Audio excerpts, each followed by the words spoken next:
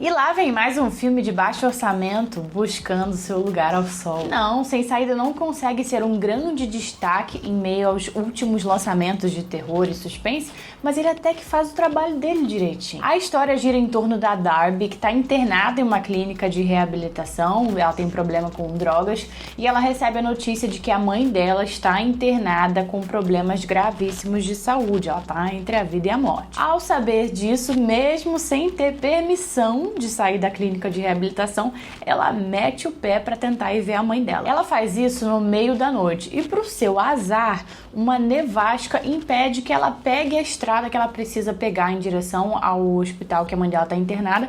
A estrada é fechada por causa dessa nevasca e ela é obrigada a ficar junto com outras 4 pessoas lá no centro de visitantes da cidade. Dessas outras 4 pessoas, ela não conhece ninguém. Nesse centro de visitantes não tem Wi-Fi e o sinal ali é péssimo. Então, em um momento ali da noite, ela sai para tentar pegar sinal de telefone, para tentar se comunicar com a irmã dela, dizer que ela não ia conseguir chegar no hospital e tal.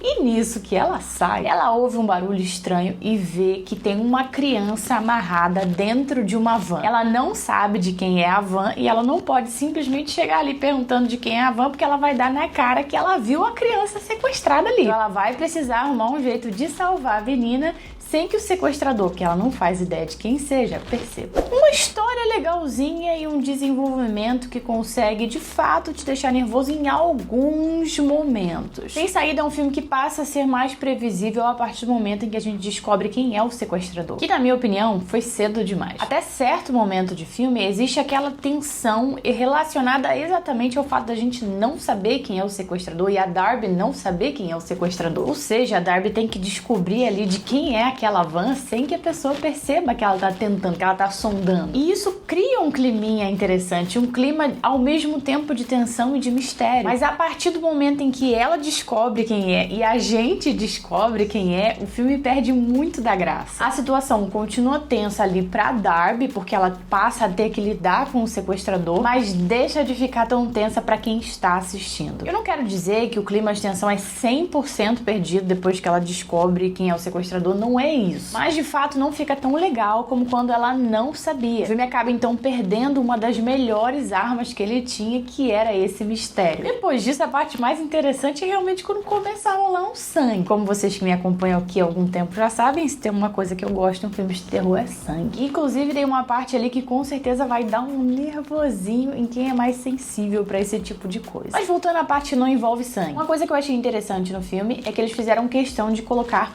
uma história por trás daquele sequestro, pra dar uma encorpada na trama. Não é algo mirabolante, nem nada super diferente, é bem basicão mesmo, mas só o fato de existir um motivo pro sequestro. E o filme fazia questão de criar uma ligação desse motivo com algumas coisas que estão presentes ali naquele lugar, eu já fiquei mais feliz. Porque se tem uma coisa que eu odeio em filmes de terror, é gente que faz coisas sem motivo. Ah, por que você matou fulano? Porque eu quis. Ou como no filme Os Estranhos, em que a menina que tem a casa invadida pergunta pra um dos assassinos: ai, por que vocês estão fazendo isso?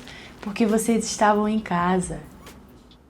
Só de lembrar disso me dá uma raiva. Então eu acho que colocar essa explicação, vamos chamar de história na verdade, por trás do sequestro, fazendo ali essas ligações que o filme fez a história ficar pelo menos mais um pouquinho interessante. Até porque um dos 2 plot twists que tem no filme vem exatamente dessa história por trás do sequestro. E o outro plot twist em relação ao sequestrador, é claro. E eu vou confessar que esse me pegou. Não era uma parada difícil de adivinhar, mas o filme conseguiu me pegar aí. Não sei se eu que não prestei muita atenção. Essa história por trás do sequestro acabou acrescentando mais a trama também, porque ela acabou dando uma função pra menininha que foi sequestrada. A menininha não fica simplesmente parada o tempo todo aguardando pra ver o que vai acontecer com ela, conforme vocês puderam ver no trailer. Em certos momentos do trailer, vocês podem ver que ela aparece ali ao lado da Darby. E o motivo dela estar com a Darby nesses momentos é um certo probleminha que ela tem, que acaba trazendo conflitos pro sequestrador. Então a história deixa de permanecer na mesma, ela toma outros rumos ali, exatamente por causa dessa característica da menina. Mas ao mesmo tempo que o background da menininha acrescentou a trama,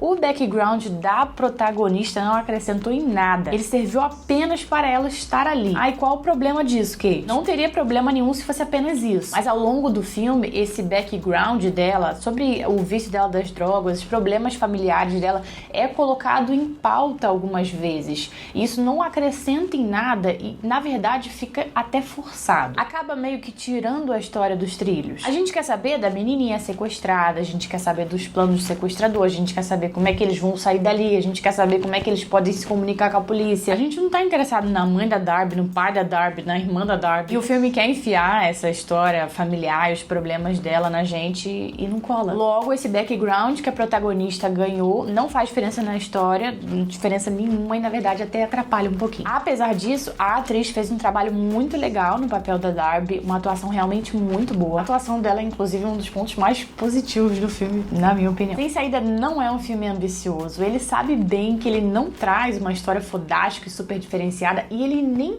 tenta passar pra você que ele traz. Ele não tenta te enganar. O que o trailer mostra é exatamente o que você vai ter. Uma história que sim, é mais do mesmo, é recheada de clichês, mas que consegue te entreter. Ele basicamente chega pra você e diz: oi, eu não sou um daqueles filmes que você vai assistir e vai ficar com raiva achando que perdeu tempo da sua vida, mas você também não vai sair por aí me recomendando pra todo mundo. Por mim, um passatempo legalzinho. Se você já assistiu, comenta aqui embaixo o que você achou dele, mas na hora de comentar, muito cuidado com os spoilers. Eu, inclusive, tive que me segurar e regravar algumas partes em que eu falei aqui, que eu falei uns spoilers sem querer. Então, muito cuidado na hora de comentar, tá? Se for comentar alguma coisa com spoiler, dá o aviso primeiro. Não esquece de se inscrever aqui no canal não, porque se você gosta de terror e suspense, tá no lugar certíssimo, aqui é a tua casa, tá? Aproveita e assiste esses outros 2 vídeos aqui também, caso você ainda não tenha visto. Beijinhos e até a próxima.